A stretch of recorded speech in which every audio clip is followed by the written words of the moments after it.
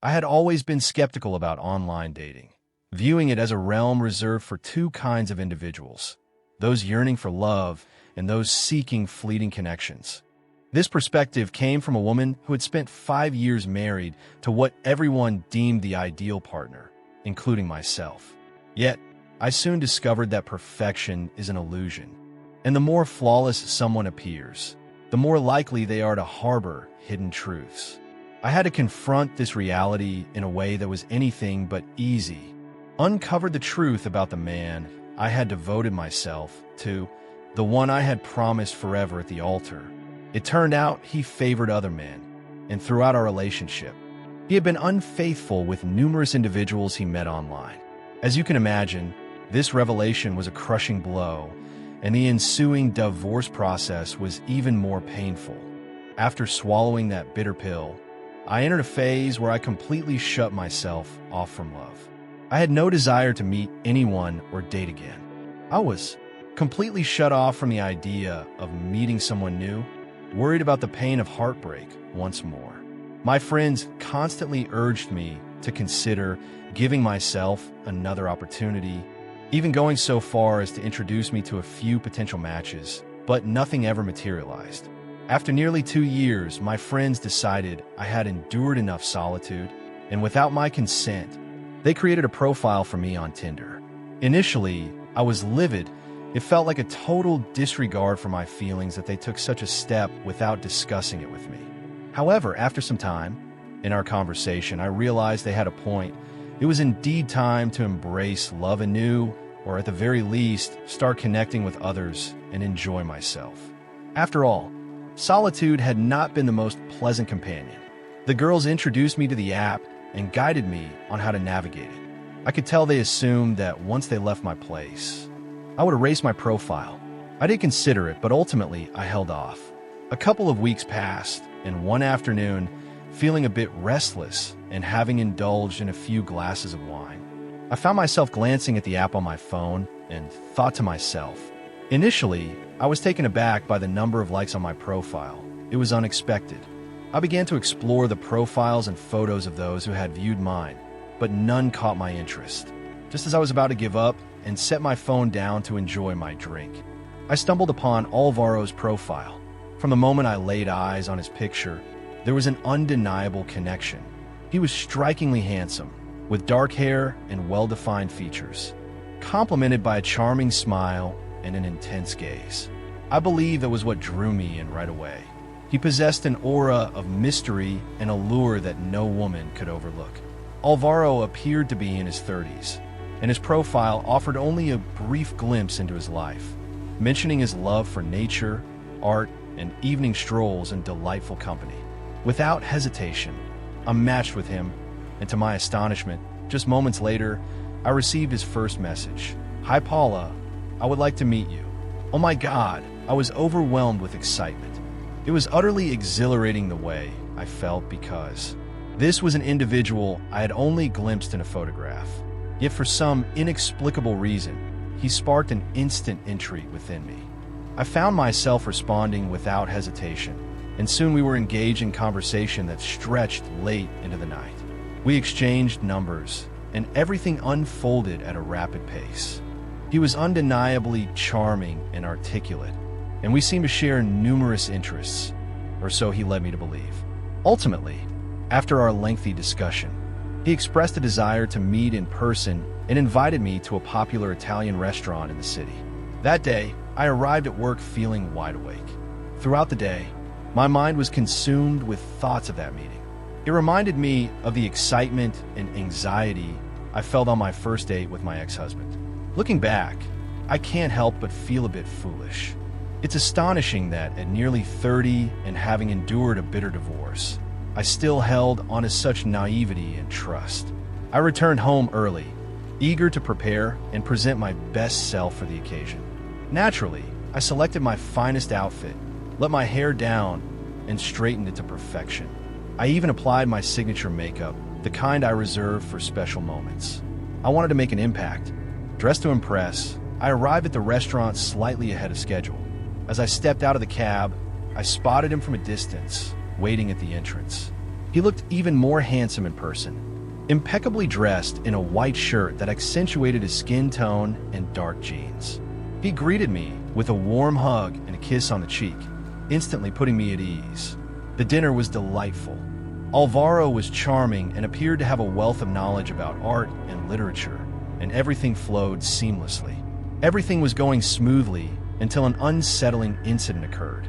At one point, the waitress who delivered our plates stumbled, nearly spilling the food on him. Thankfully, nothing happened, but his reaction struck me as excessively aggressive towards her. He abruptly stood up and began shouting at her, calling her an idiot and accusing her of almost dousing him in pasta. He was a large man, looming over this petite girl with an intimidating stance, almost as if he intended to strike her. She apologized repeatedly, but he continued to make hurtful remarks until I stepped in and urged him to settle down. In that moment, he seemed to grasp the gravity of his behavior, quickly shifting his demeanor, flashing a smile as if nothing had happened, and apologizing to me, addressing the waitress in a way that truly upset me. It was an odd and overwhelming experience. He had been so friendly and cheerful that I never imagined he could display such a hostile side. From that point forward, the mood shifted. He attempted to bring back the lightheartedness of our discussion, but I was genuinely taken aback. Yet I chose to proceed with the evening to avoid complicating matters further. The dinner was delightful, and he made a real effort to ensure I felt at ease. Afterward, he suggested extending the night with a drink or a stroll, but I graciously declined, citing an early workday ahead.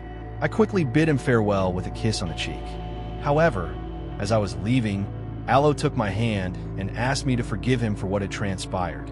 He acknowledged his behavior from earlier, expressing his awareness of the situation. He shared that his day had been awful, and I was the only bright spot in it.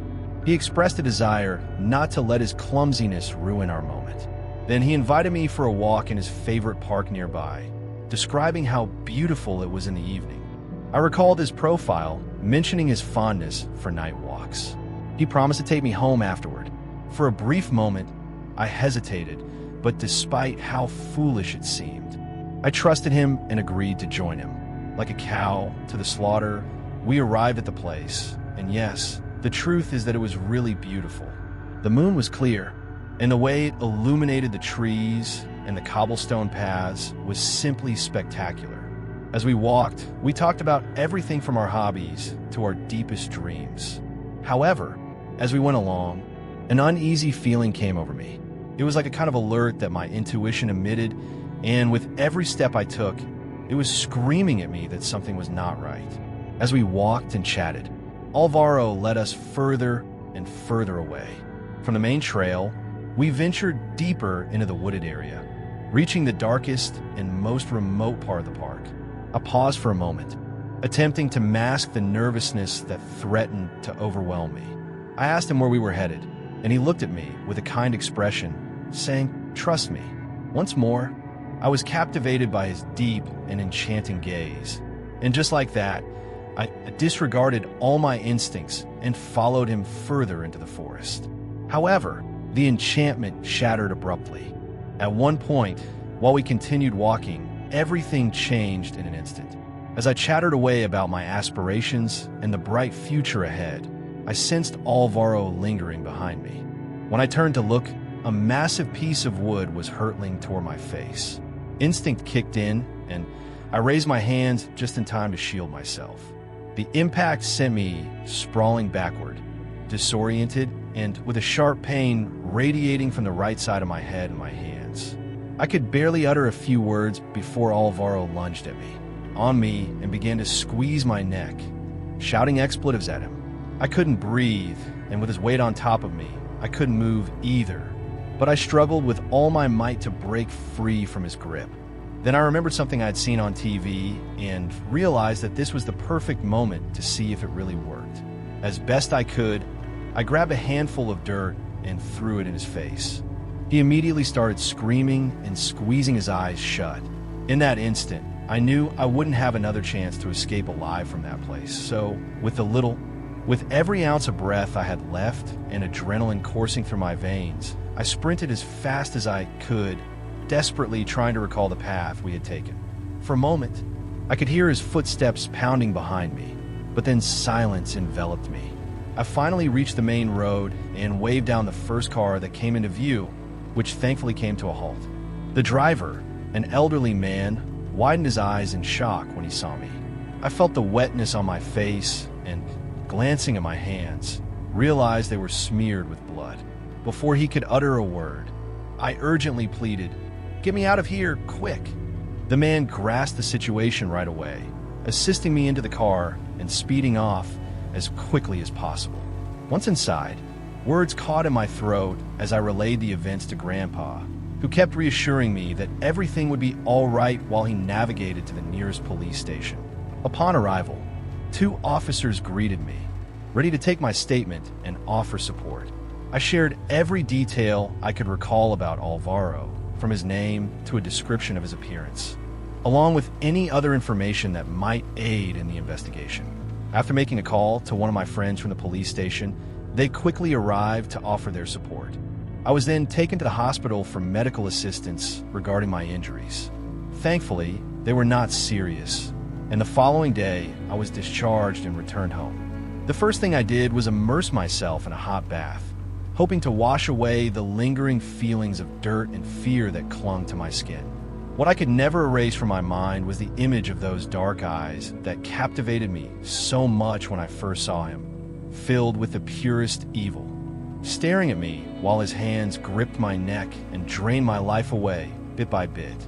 It took days of panic and anguish before the police finally informed me that they had caught Alvaro, and it was then that I could finally sleep peacefully. However, this served as a lifelong lesson for me.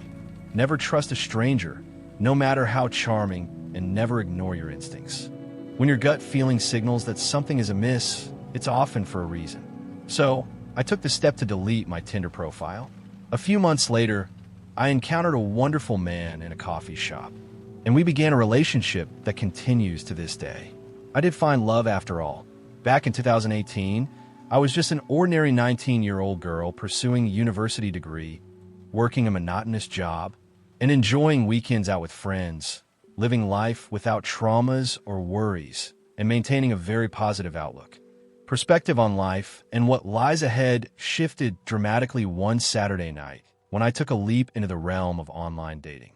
After a taxing week filled with college exams and my shifts at the coffee shop, I initially planned to unwind at home, indulging in movies on Netflix and savoring some fried food.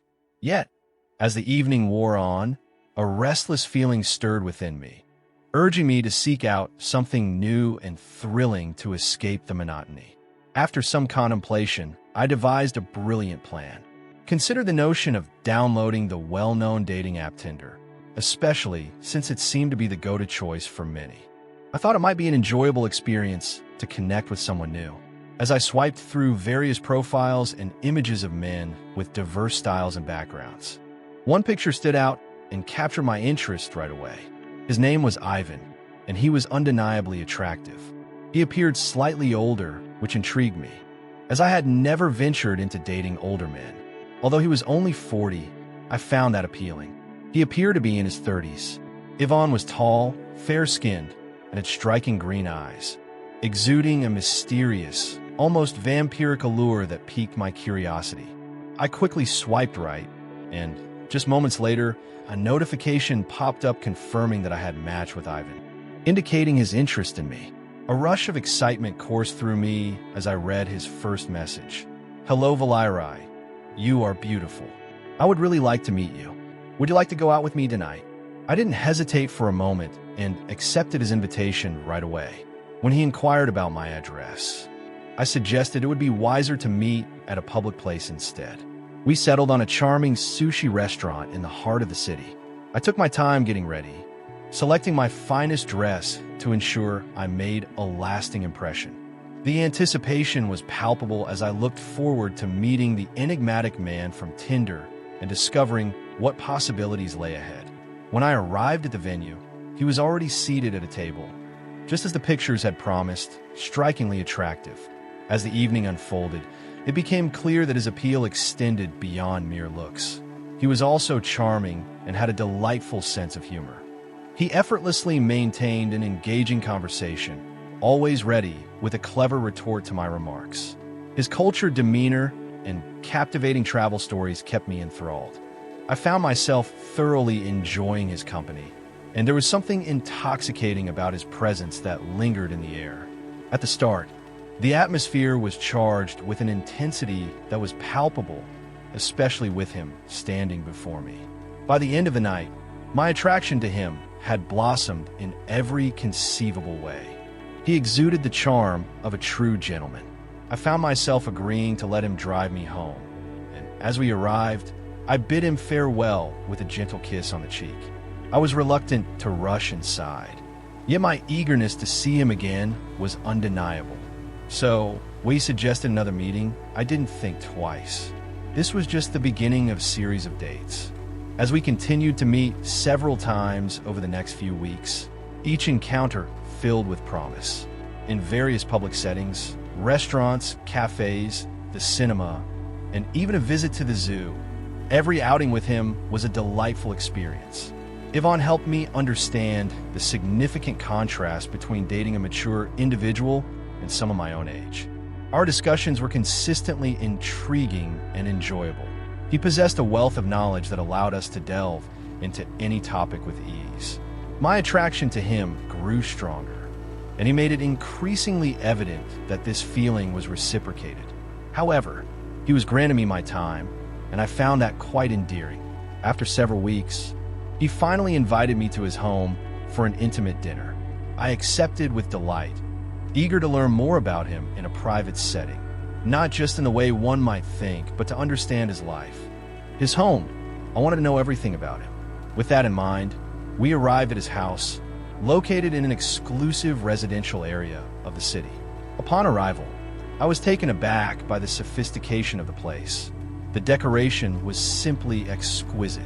In that moment, the space resembled a scene from an interior design magazine, and I suddenly recognized the shortcomings of my own apartment, a stark reminder of my financial struggles. Ivan poured me a glass of wine, and his charming smile reassured me that I belonged there. The dinner was exquisite, yet as the evening unfolded, I began to feel a twinge of discomfort. I couldn't help but notice a series of peculiar symbols adorning the walls, reminiscent of something from a book on mysticism, and there were other elements that added to my unease. A pair of statuettes resembling demonic figures caught my eye, one of them seemingly fixated on me. When I inquired about them, Ivan merely chuckled, claiming they were souvenirs from his travels to exotic locales. His response felt somewhat unconvincing, yet I hesitated to delve deeper. Perhaps he simply had a peculiar taste for such items. Still, a small, nagging unease flickered within me, suggesting that something was amiss. In that place, it indeed matched the description of a vampire's abode, yet I chose to disregard it all and simply relish the evening in his company. After dinner, he led me to a private room, the most intimate corner of the enclosure. He referred to it as cozy, though it struck me as rather dark and foreboding. A collection of ancient books and peculiar artifacts, seemingly plucked from medieval times, adorned the space. He shared his passion for the occult arts and his fascination with ancient cultures. As he spoke about his beliefs, he turned away to search for an object he wanted to share. In that moment, I noticed a book that piqued my interest. It was leather-bound and appeared quite ancient. However, upon opening it, I was confronted with something unsettling. The pages were filled with photographs of young girls, similar to my age, posed naked with their bodies adorned by the same symbols I had observed on the walls of the house, stretched out over what looked like a pentagram. Satanic rituals made me so anxious that the book slipped from my grasp, sending the photos tumbling across the floor. Ivan turned around, and for a brief moment, we locked eyes in utter silence. My heart raced uncontrollably, and my thoughts spiraled into chaos. In that instant, my body screamed at me to flee, and I regretted not heeding those primal instincts, as it would have spared me from his captivating charm and eloquence. to soothe my bewildered mind with an explanation he was adept at providing, one that would effortlessly persuade any unsuspecting soul like myself. Ivan extended his hands before me without moving closer. He kindly urged me to calm down, assuring me that it was not as I had imagined. He elaborated that it was a spiritual ritual, and the girls I had seen participated voluntarily as part of initiation. Somehow, he managed to convince me that there was nothing amiss and that he was merely documenting these rituals. He was drawn to such matters, expressing a keen interest in collecting items tied to the occult, nothing beyond that. He insisted that the photos were captured during a spiritual ritual he had experienced in Scotland. While his explanation left me somewhat skeptical, he made a valid argument, and deep down, I yearned to trust him. I reached for his hand, and he took mine, leaning in to kiss me. It was our first kiss, and afterward he inquired. He checked in on my well-being and offered me the option to stay with him that night, assuring me he would take me home if I felt uncomfortable. I had anticipated a different outcome when I arrived at his place, but after the incident, I was overwhelmed with emotion and requested to be taken back to my apartment.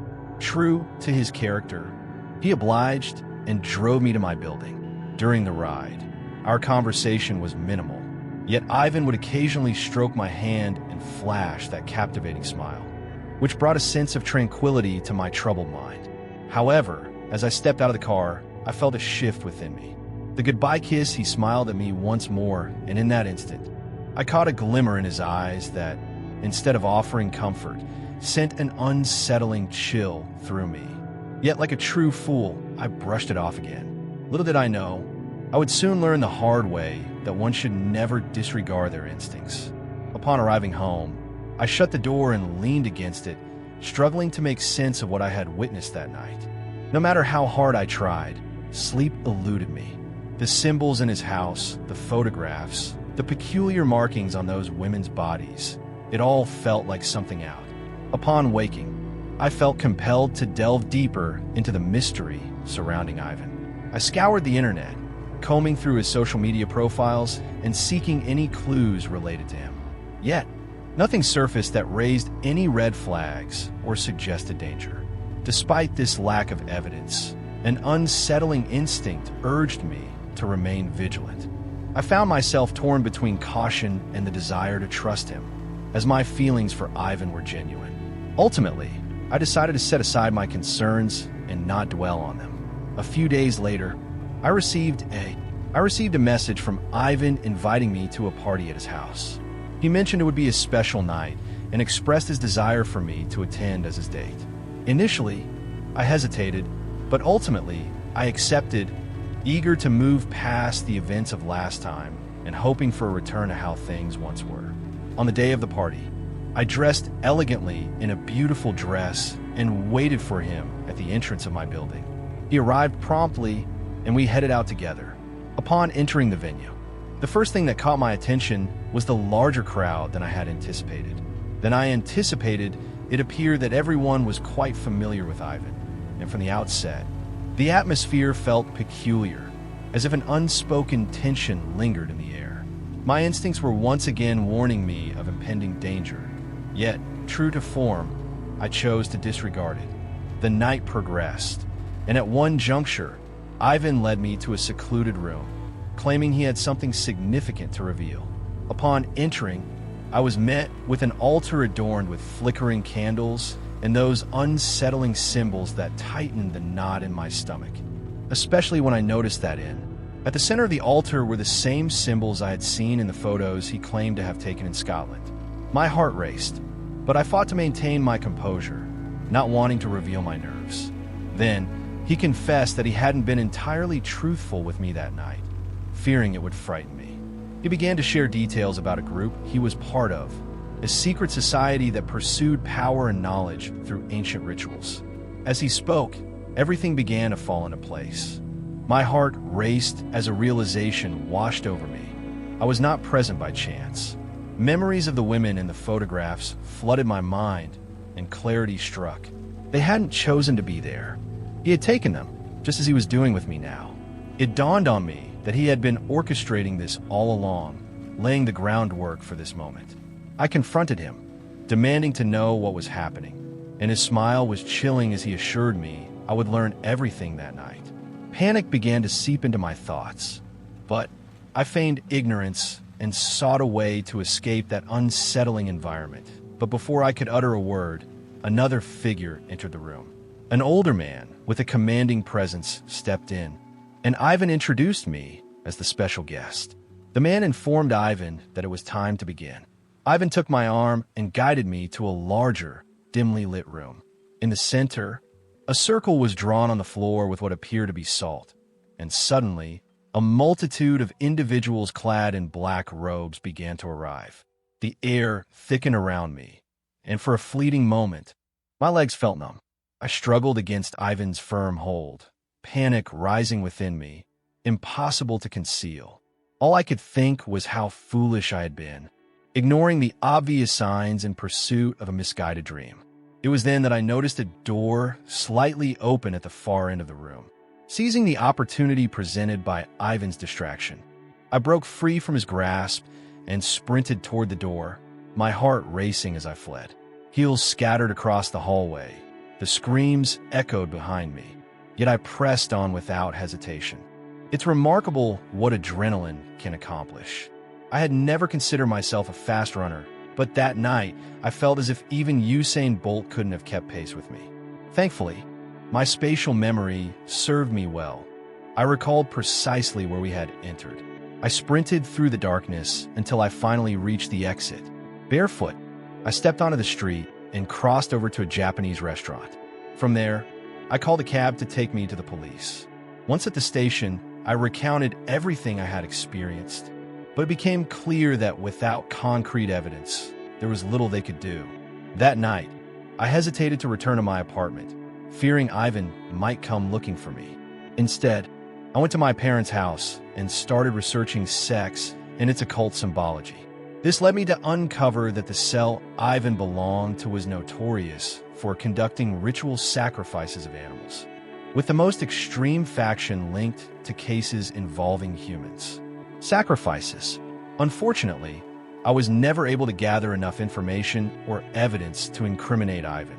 I blocked his number and deleted my Tinder profile, but fortunately for me, he never tried to contact me again. However, a couple of years after that terrifying incident, I learned that he had passed away in a car accident in 2020. Karma sometimes comes in unexpected ways.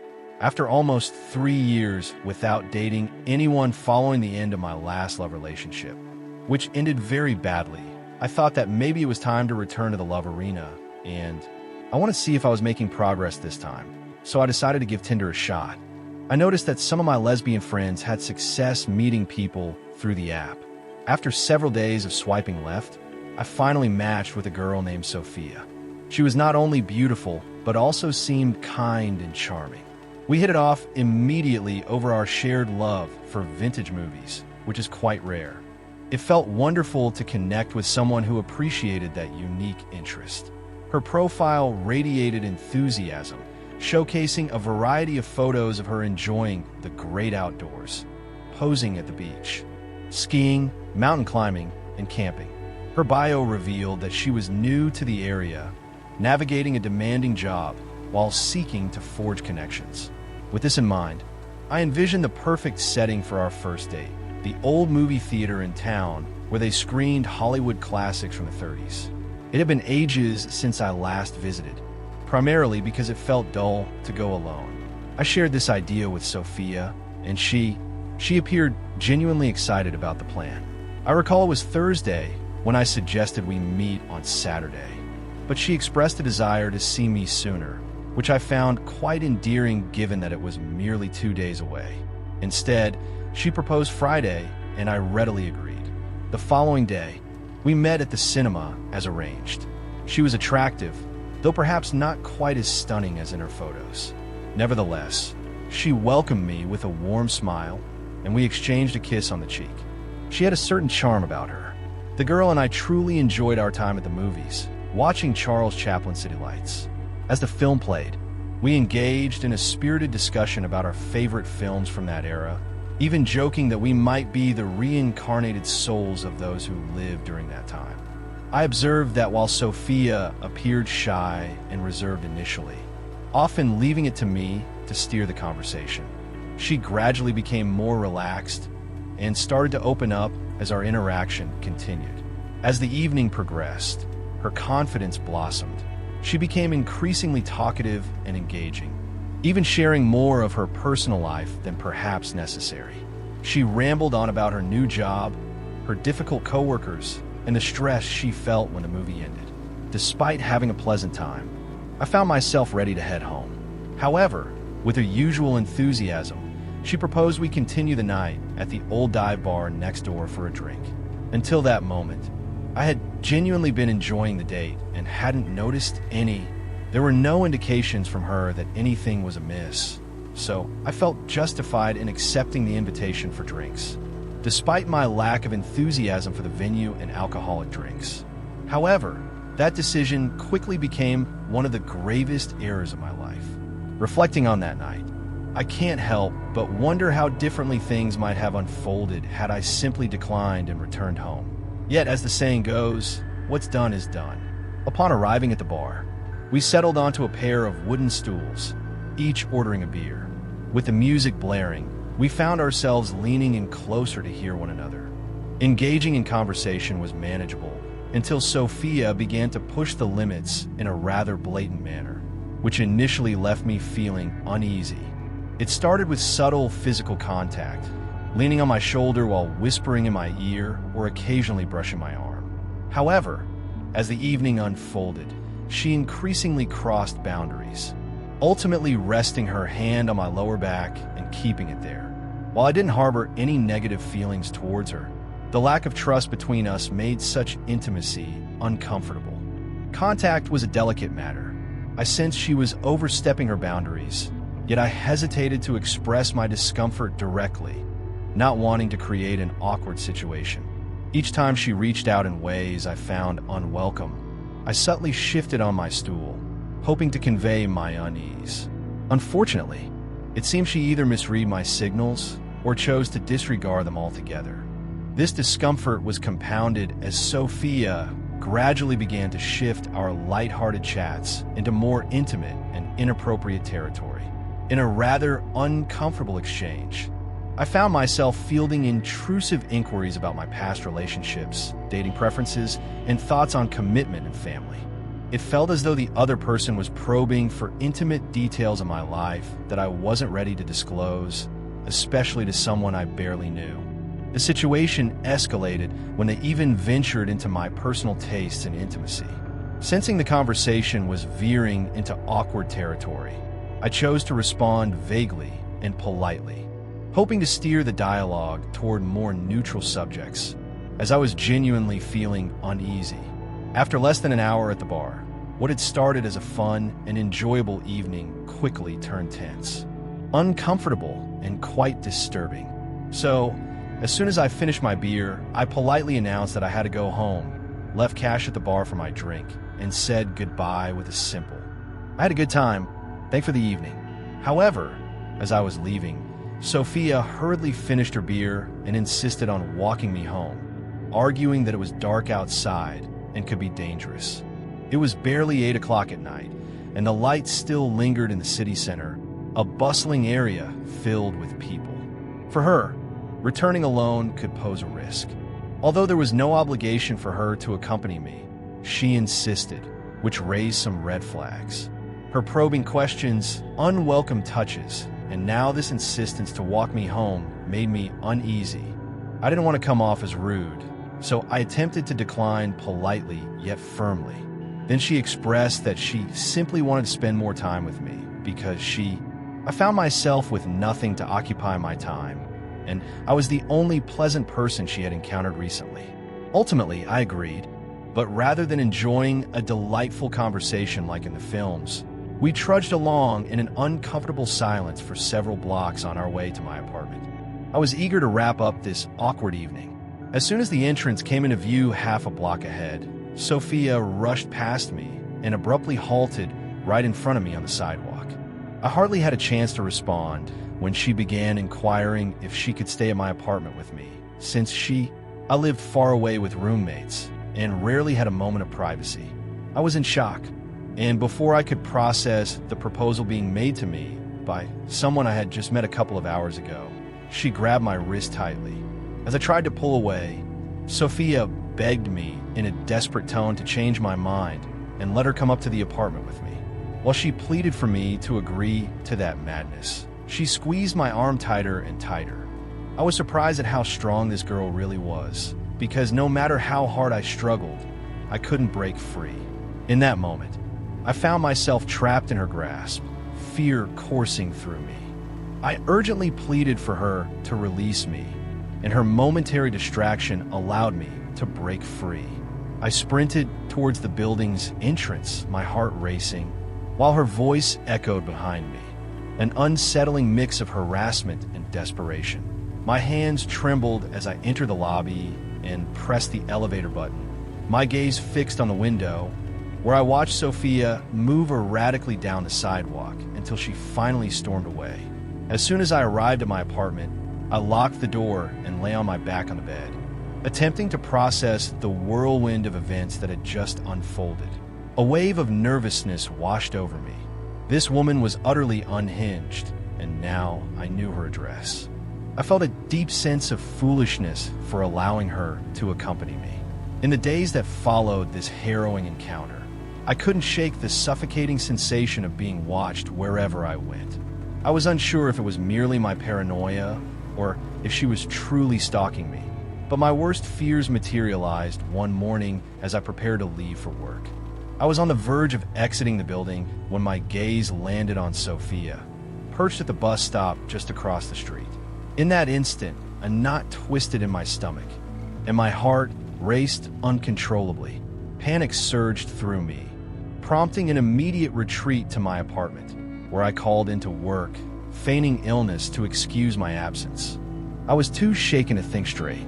Not long after that unsettling episode, I returned home to discover a package waiting on my doorstep, accompanied by a handwritten note addressed to my Tinder. Despite my better judgment, I opened it, and what I found inside were mementos from our date: the movie ticket, a picture of Charlie Chaplin, and a selfie we took in a theater while waiting for the film to begin. If I was nervous before, now I was utterly terrified by Sophia's harassing behavior. She was genuinely unsettling me. Without a second thought, I headed straight to the police station that same day. I recounted everything in detail, providing them with all the information I had, including the box she left at my house, conversations on Tinder, and her relentless messages, which I had no desire to see after our date. Ultimately provided the authorities with the evidence needed to locate her and issue a restraining order, barring her from any contact with me. I must admit that even weeks after the police intervention brought some closure, I still felt that unsettling sensation of being watched. I found myself glancing over my shoulder as I walked, an overwhelming feeling that lingered until after a significant period had passed. This experience has instilled in me a heightened sense of caution and a deeper awareness of those around me. It has reinforced the importance of recognizing warning signs, regardless of how trivial they might appear. Thankfully, I never heard from Sophia again. I never anticipated that my life could spiral into chaos simply from downloading a dating app.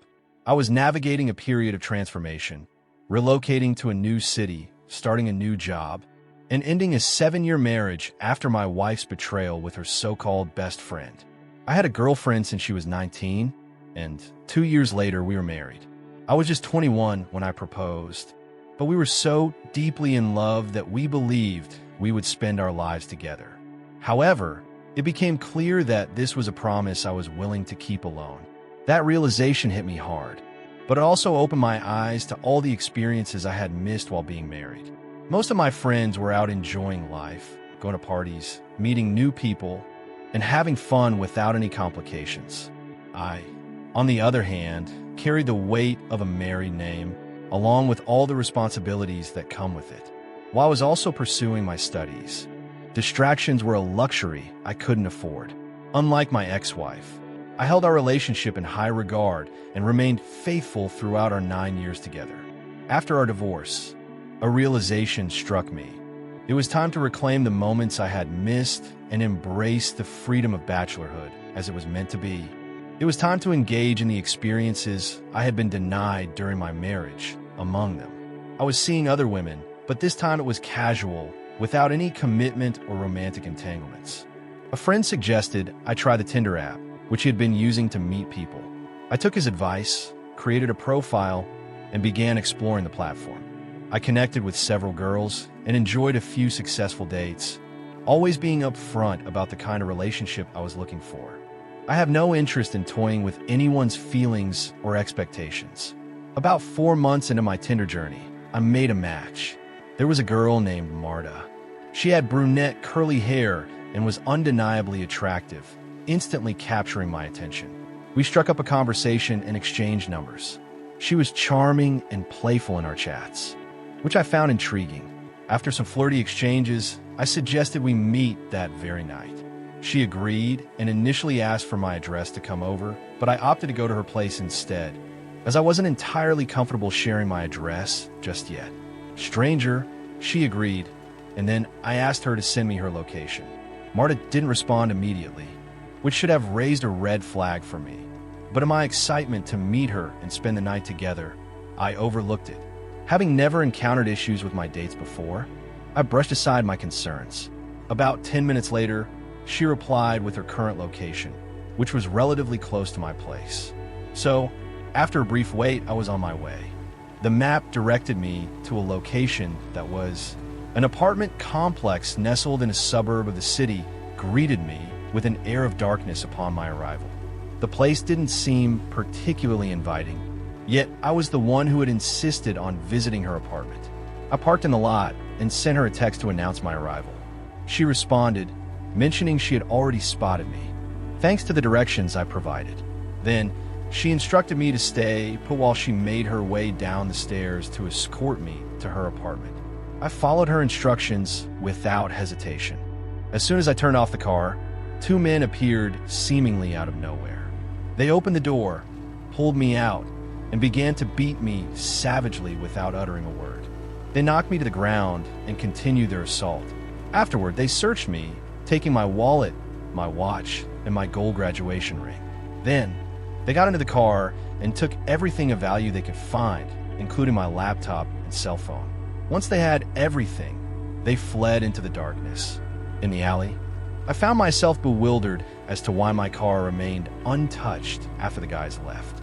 All I could do was lie on the pavement, curled up, overwhelmed by the intensity of the pain that robbed me of the strength to call for help. Each attempt to sit up ended in failure, forcing me to remain there for a while, waiting for a moment of recovery. Eventually, I mustered what little strength I had, got into the car, and drove to the nearest hospital. During the journey, I fell on the brink of fainting several times, the pain pressing down on me like a heavy weight. I experienced a sharp pain in my ribs, but thankfully, I managed to reach the hospital. There, I received emergency care, and after undergoing several x-rays, I learned that I had a couple of broken ribs, one of which was perilously close to puncturing my right lung. Additionally, I had significant bruising across various areas of my body. Following the appropriate treatment and a hefty dose of painkillers, I was discharged 2 days later. The doctor instructed me to rest completely for the next 2 weeks. Fortunately, the day after the incident, my friend kindly offered to help me out. After purchasing a new cell phone, I managed to update my bank and credit card passwords, as well as the passwords for my social media accounts, to prevent any unauthorized access to my finances or potential scams targeting my friends.